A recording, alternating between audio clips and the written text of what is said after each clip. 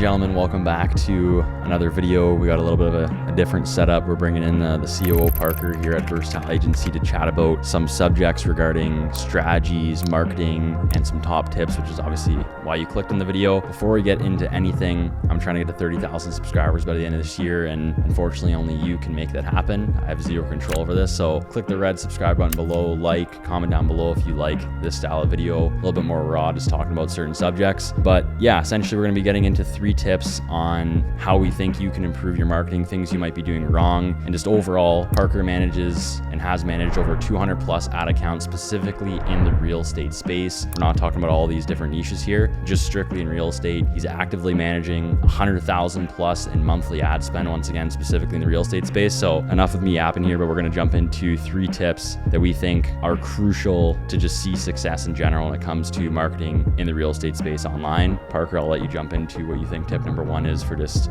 seeing any level of success in general if you're a realtor and you're like running your own ads right now or thinking about doing marketing. Yeah, I would say honestly, tip number 1, stop running your own ads. Just because you are a real estate agent, be an expert at what you do and handle other experts on your marketing end, do it for you. We've had so many clients come in who've said, yeah, I do my own marketing, it takes up a lot of time, but I'm trying to do it just to save some money. And we take a look at their ad accounts and it is terrible. Like, they're literally just wasting money, blowing money in ad spend every month, when if they trusted us with the process or get another expert to do it, it could actually be way more efficient and make use of the ad budget. So yeah, tip number 1, be a real estate agent, let other people do your paid marketing if you're looking to scale it. In the beginning stages, honestly, I don't even think you should start running paid ads at the start. Like, no. if you haven't done at least 5-6 deals within the last 12 months, there's probably other things you should be focusing on anyways, just to get your feet wet and get used to the process. But if you've done 6+ deals in the last 12 months and you're trying to scale and take it to the next level, then I agree. You got a realtor to be a realtor, which obviously as a business owner, which is what realtors are, you have to wear multiple different hats. But eventually you want to outsource. Paid acquisition is a very difficult pillar of business to master because it is the most predictable and most scalable. Yeah, it's like if we were to do editing, but we wanted to edit ourselves, and it was the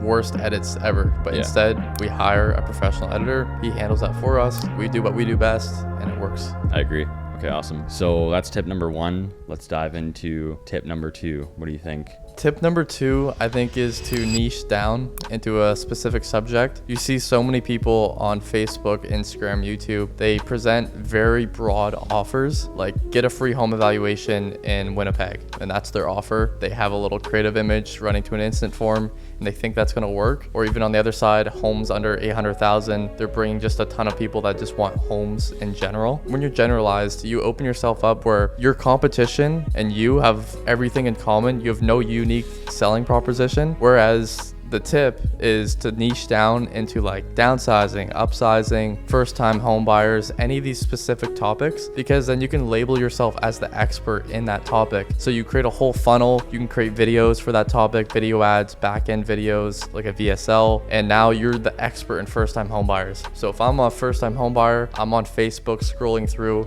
and I see you who's an expert in first-time home buying, I'm gonna trust you way more than these other people running ads about just custom list of homes. So yeah, that's definitely the second tip. Niching down. The biggest thing is, and what I like to say to people in sales calls, like other realtors, to actually bring it into perspective is, say this personal trainer has a massive following online and people kind of know who he is, but he's running an ad that's like, attention people looking to get fit in 2025. Here so you can achieve that goal and why I should work with, Carter Personal Trainer. But then you see another ad from a personal trainer who has a much less following, but he says, attention 20-25-year-olds with curly hair looking to get a 6-pack in the next 90 days. Here's your blueprint on how you can achieve that goal and why I should work with Carter Personal Trainer. The odds of you working with that person are a lot higher just because he called you out in the exact situation you're in your life right now, compared to the other guy who's much more experienced, has a bigger following, but it's just throwing out the general offer to cast a very, very wide net and just seeing how many people he can bring in. Whereas if you just go to the specific person or your ideal customer profile, or you run multiple different campaigns,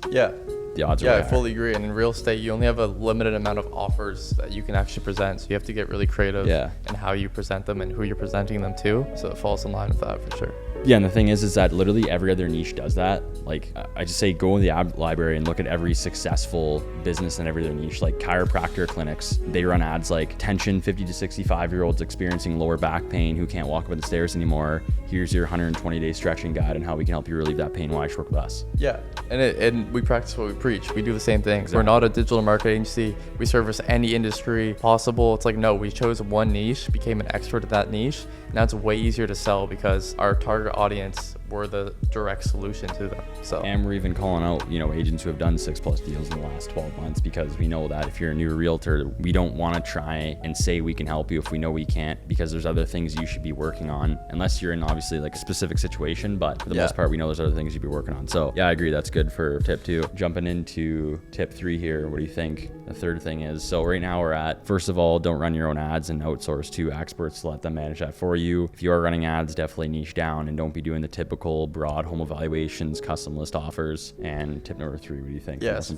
few tips in mind, but I think for the third one, I'm gonna go with video ads. Still in 2025, I still believe it's very underrated. We have a lot of agents, ourselves, our clients, who are still scared to get on video. That comes a lot from just the fear of judgment, or they're just not comfortable on camera, so it really limits them back. But the agents that we do have that want to be on camera, they want to push video ads out, we see a direct correlation result to those people. With YouTube ads, 80% of the performance depends on the video, so we need you to perform very good on camera. Or even Facebook ads, it gets rid of a lot of the saturation in the ad market for realtors, because everyone's just posting static images of homes or other images. So now that you have a video ad, people see your personality and how you talk before they even opt in. So when they do opt in, they know exactly who they're going to be dealing with. Whereas if you're just running static image ads, like they're going to opt in and a realtor's going to call them. They're like, who is this? Like, I don't really remember clicking on your ad. Like, there's so much benefits to video ads, and it's still very underrated in 2025. Yeah, the funniest thing for me is that like people's biggest complaint in sales calls, and I always go back to the sales because that's what I'm doing day in and day out, but realtors always like, oh yeah, I don't know,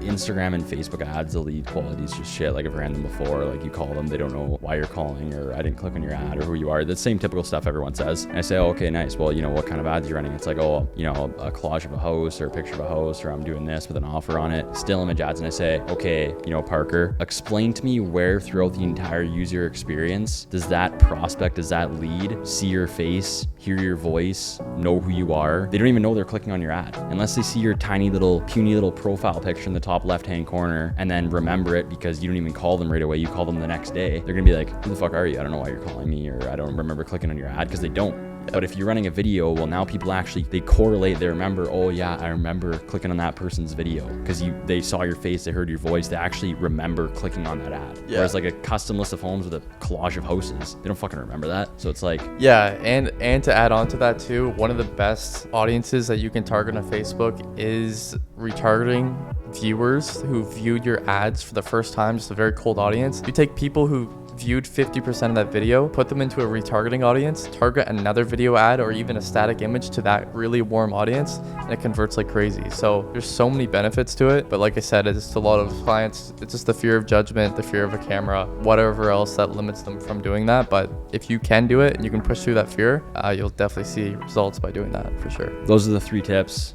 Outsource to an expert, niche down, start running video ads. Hope you guys enjoyed this video and sort of the different, more authentic style. Honestly, comment down below if you do like it, because it gives me some sort of guidance on what you want to see, what you don't want to see. Personally, for me, this is a lot better filming. It's way easier, it's more fun. So like, subscribe, and we'll see you guys in the next one. Peace.